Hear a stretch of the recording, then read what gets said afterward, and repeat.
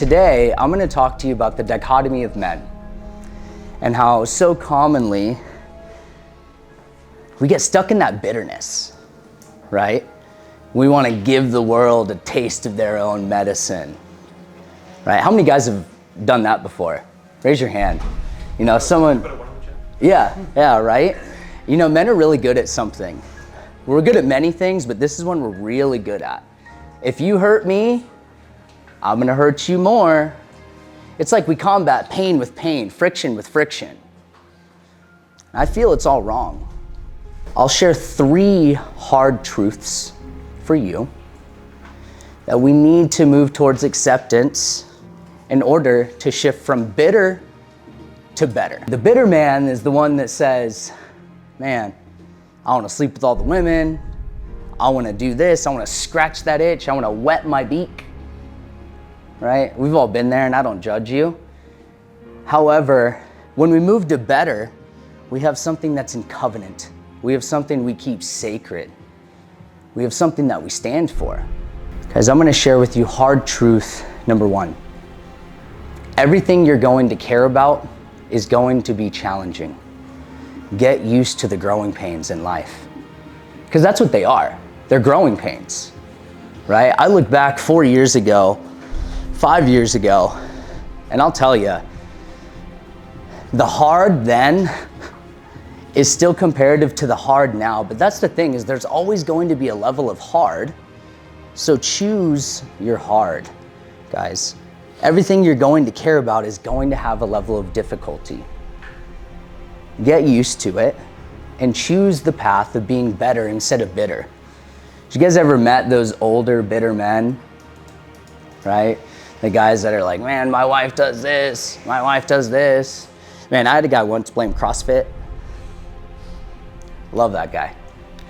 Because now he realizes that when we blame those other things, when we shame, we blame, we play a game, it's because we're lacking a level of leadership for ourselves. Now, almost 5 years ago, I found myself in this relationship with someone that I thought I was going to spend the rest of my life with. Guess what? She got pregnant. And man, I'll tell you, it scared the shit out of me. Because I never had a father growing up. I didn't know what it looked like to be a man.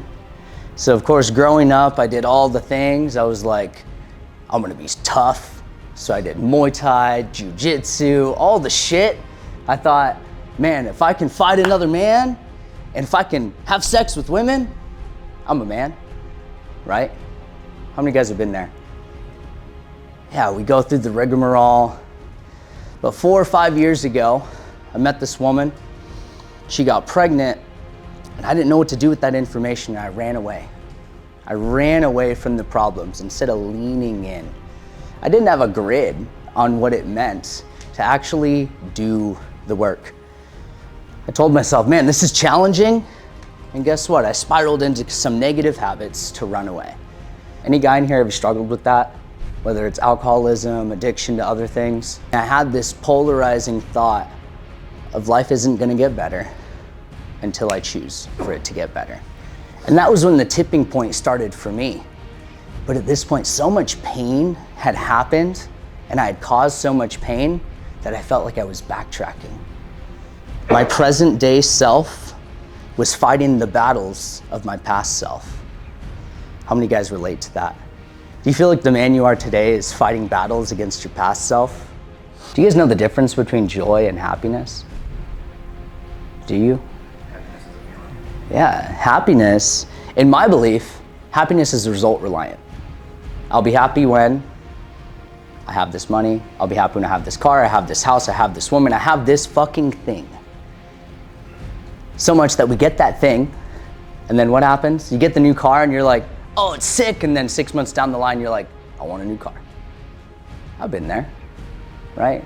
You get the house, and then suddenly you're super stoked, and months down the line, you're like, oh man, we could get a nicer house. You guys been there?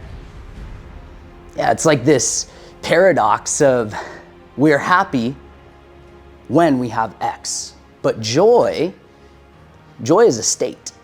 It's a being, it's a place, it's a feeling. Joy is the feeling that some of you experienced, and myself, when you watched your child take their first breath. That's joy. Joy is a happiness drug. And understanding the difference between the things that bring you happiness and the things that bring you joy is important. Because happiness, in my opinion, is result reliant. And if happiness is what we're after, I believe we may be consistently let down. Because it's result reliant. We get the thing, all right, I want the next thing. But guys, sometimes you have to get fucking angry. Because you can't experience one side without experiencing the other, right? How can you experience true joy unless you've experienced anguish, something more negative, something darker? How can you experience wealth and appreciate it if you haven't been broke? It creates polarity. Because polarity in our life, like right now, the phase, all of us are in different phases. We go through life adding so much to ourselves when sometimes we need to remove things, the unnecessary rubbish, right? And that's why I said, if you strip everything away, if you strip away the cars, you strip away the house, you strip away the money, the career, everything, who are you? Who are you at the core level? Because that's where the work starts. I needed to shift from being bitter to better. And we hear all these things online like, oh, self-care, take some space. I remember telling you, Devin, you need some self-care. And I even gave you examples about it. Because, we hear it's like self-love, self-care, and it's like, all right, do I get a massage? Do I get a manicure? What do I do? When realistically, I just needed to pour into myself the way that I so dutifully pour into others. Because realistically, we can't pour from an empty cup. Somewhere along the way of us trying to become everything we thought we wanted to be, we lost ourselves. And sometimes we do get to lose ourselves to find ourselves. And I think that's kind of why we're all here, right? To become this better man, because maybe she cheated, maybe we cheated. I have no judgments. Mistakes don't define you. It doesn't make you a bad man. It just means that maybe you made a bad decision. I have no judgments at all. But when you shift from bitter to better, you get out of the framing of, why the fuck is this happening to me? Because we've all said that. And say, what is this teaching me? What am I learning right now? Because at one point in my life, I remember saying this out loud, saying, how many times do I have to learn the lesson before I finally learn the lesson?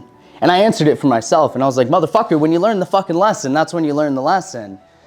But right now, my ego, which is not your amigo at all, guys. Your ego never has your best interest in mind. But my ego said, man, you can learn the lesson a little bit, you just keep going, because you're great, because I had success in my life. I'd done a lot of things that other people had admired me for. Yet you know what that actually was?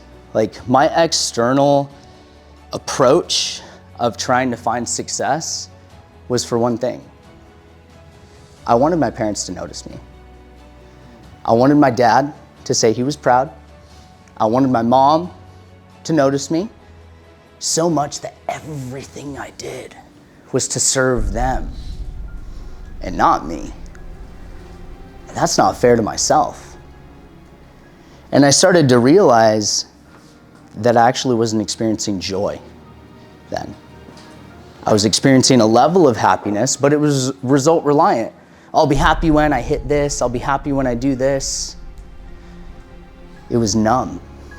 It was debilitating. So much that it felt like I had to run from my own shadow. And guess what? Demons, they echo.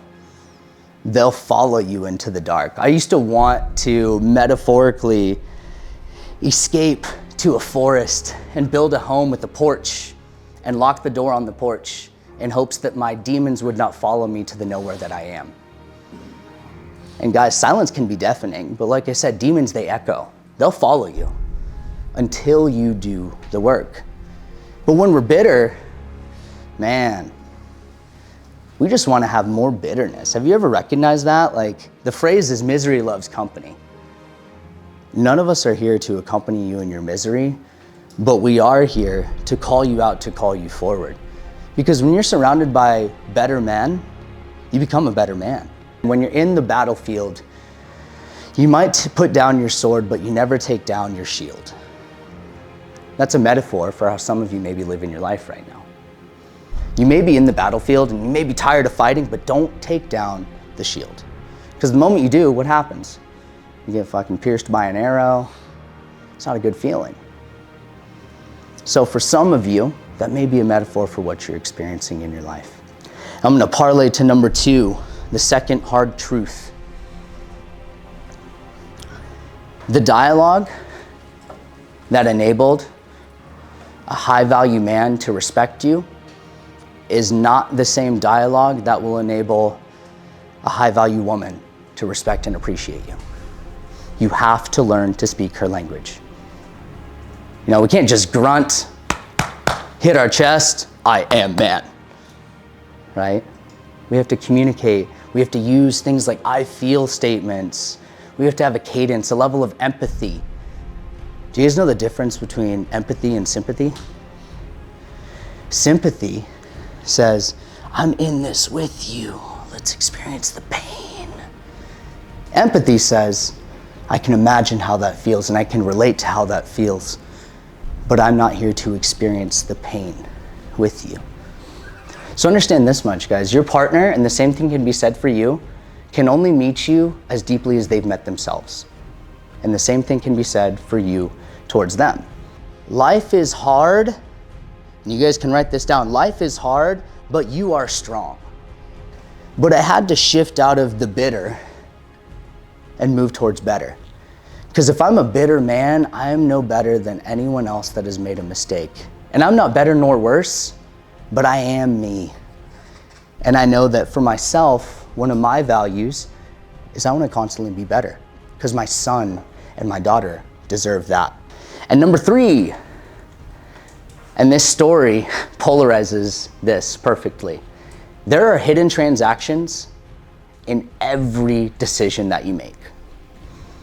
Get good at seeing them. Because the hidden transactions in the decision that I made, man, hundreds of thousands of dollars in attorney fees, thousands and thousands of dollars in therapy, psychology, all of this stuff.